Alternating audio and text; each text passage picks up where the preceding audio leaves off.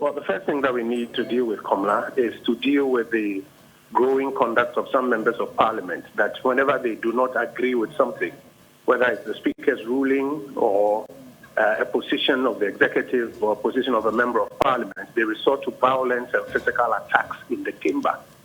That is the reason for which we have had to adjourn today, because today, Mr. Speaker is still not in the House.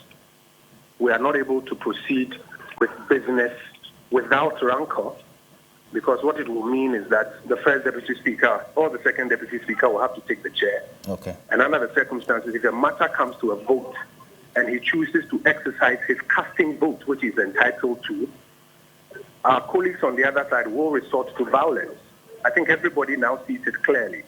So what's next is that the Republic of Ghana needs to address this situation where members of parliament, some members of parliament, resort to violence as a way of expressing their displeasure.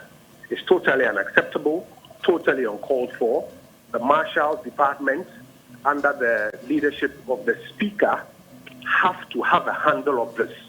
Because it doesn't matter that today it's e-levy.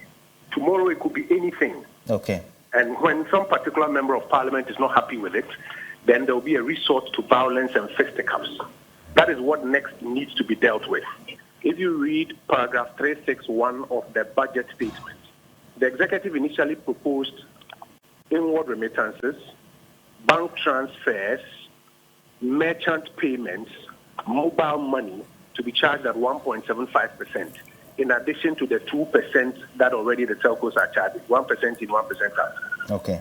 After all the consultations and memos and engagements, remittances have been taken out. Bank transfers of businesses have been taken out. Merchant payments have been taken out.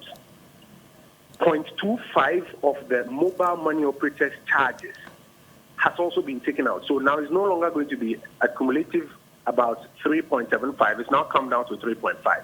That is evidence that there has been engagement, there has been listening, there has been adjustment. If all of that has taken place at committee, and you still say you're opposed to it, and the vote has taken place, and you have lost that vote, you don't come onto the floor and resort to physical violence to prevent the business of the House from going on. And I think we must be clear with that. Let's not mix that with, will you consult some more, or have you consulted? Violence is never a legitimate tool